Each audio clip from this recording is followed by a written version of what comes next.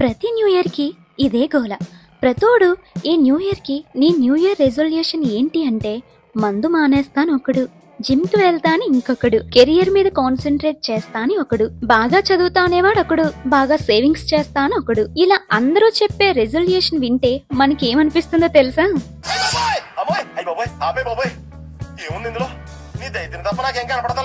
అసలు ఈ new year resolution అనే కాన్సెప్ట్ ఇప్పటిది కాదండి. 4000 సంవత్సరాల క్రితం ఇరాక్ అండ్ ఇరాన్ దేశాల ఉమ్మడి భాగమైన బాబిలోనియా అనే ప్రాంతంలో వాళ్ళు మొదలు పెట్టారు. వాళ్ళు న్యూ ఇయర్ రోజు అక్కడి ప్రాంతంలో ఉన్న మతం గురించి లేదా మనుషుల గురించి ఏదో ఒక నిర్ణయం తీసుకునేవాళ్ళు. ఎలా అంటే ఫర్ ఎగ్జాంపుల్ ఈ సంవత్సరం ఎక్కడెక్కడ టెంపుల్స్ కట్టాలి, మతాన్ని ఎలా ప్రచారం చేయాలి అలా అన్నమాట. ఏం చేద్దామంటావు మరి? ఆ అలవాటు అలా దేశాలు దాటి సముద్రాలు దాటి ఇప్పుడు మనకి అంటుకుంది. ఓకే ఇది కూడా ఒక మంచి అలవాటే. కానీ న్యూ ఇయర్ రోజు తీసుకునే రెజల్యూషన్ సంక్రాంతి కూడా పూర్తవక ముందే. సరేలే, ఎన్నెన్నో అనుకుంటాం. న్యూ ఇయర్ రెజల్యూషన్ కి 5 పాయింట్స్ ఉన్నాయి. అవి టకటక చెప్పేస్తాను, నీకు కూడా తెలిసినవే కాబట్టి వాటిని ఎలా ప్లాన్ చేసుకోవాలో నువ్వే ప్లాన్ చేసుకో. కానీ 6వ పాయింట్ చాలా అంటే చాలా ఇంపార్టెంట్. అది మాత్రం జాగ్రత్తగా విను, ఓకేనా? ఈ న్యూ ఇయర్ రెజల్యూషన్ లో ఫస్ట్ పాయింట్ నువ్వు నా ఛానల్ ని సబ్స్క్రైబ్ చేసుకోవడమే. సరదాగా అన్నాను, హార్ట్కు తీసుకో. అయినా నువ్వు నా ఛానల్ సబ్స్క్రైబ్ చేసుకునే ఉంటావులే. సరే మ్యాటర్లోకి వెళ్దాం. First point health. నువ్వేం చేయాలన్నా ఫస్ట్ నీ హెల్త్ బాగుండాలి కదా. సో ఫస్ట్ నీ హెల్త్ కండిషన్ ఏంటి, దాన్ని సరిగ్గా ఉంచుకోవాలంటే ఏం తినాలి, ఏం తినకూడదు, ఎంతసేపు పడుకోవాలి, ఇంకా వర్కౌట్ అండ్ జిమ్ ఇవన్నీ నువ్వు ప్లాన్ చేసుకో. అవన్నీ పాటిస్తావో లేదో నీకే తెలియాలి. సెకండ్ పాయింట్ మనీ, పైసలు. నువ్వు హెల్దీగా ఉండాలన్నా కూడా నీ దగ్గర పైసలు ఉండాలి ఈ కాలంలో. సో నువ్వెంత సంపాదిస్తున్నావు, ఆర్ నీ ఫ్యామిలీ ఇన్కమ్ ఎంత, సరిపోతుందా లేదా, సేవింగ్స్ ఎంత ఉన్నాయి, ఇంకా ఎంత కావాలి, దానికి ఎలా ప్లాన్ చేయాలో చూసుకో. అటు చూడు,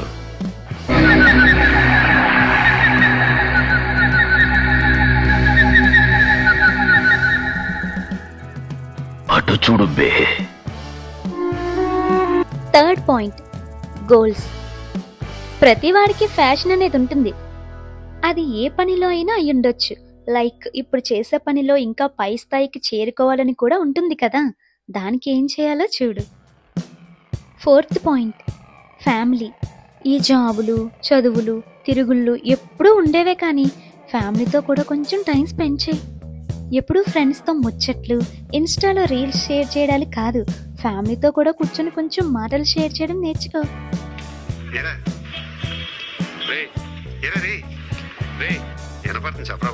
ఫిఫ్త్ పాయింట్ సెల్ఫ్ ఇంప్రూవ్మెంట్. అంటే కేవలం బాడీని ఫిట్గా ఉంచుకోవడం కాదు, మన బాడీ లాంగ్వేజ్ని కానీ మాట్లాడే విధానం కూడా మంచిగా ఉంచుకోవాలి. అలాగే నీ కమ్యూనికేషన్ స్కిల్స్ కూడా ఇంప్రూవ్ చేసుకోవాలి. నీ ఆలోచనల్ని పాజిటివ్గా, నీ లుక్స్ని కాన్ఫిడెంట్గా ఉంచుకోవాలి. అందులో నువ్వు ఎలా ఇంప్రూవ్ అవ్వాలో ప్లాన్ చేసుకో. లైఫ్లో ఎప్పుడు ఏం చేయను అని అవతల వాడిని అడక్కు. నీకంటూ ఓ క్లారిటీ ఉండాలి. ఇంకా లాస్ట్ పాయింట్, బట్ చాలా ఇంపార్టెంట్ పాయింట్, అదేంటంటే బీ హ్యాపీ. ఏంటి దేనికా ఇంత బిల్డప్ అనుకుంటున్నావా?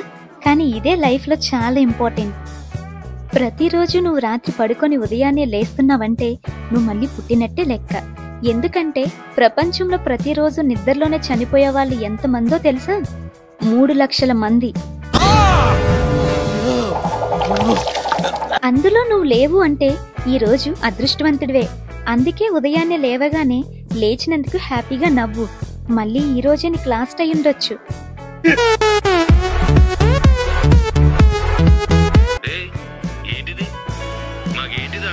సో హ్యాపీగా ప్రతి నిమిషాన్ని, నువ్వు చేసే ప్రతి పనిని ఎంజాయ్ చేయి.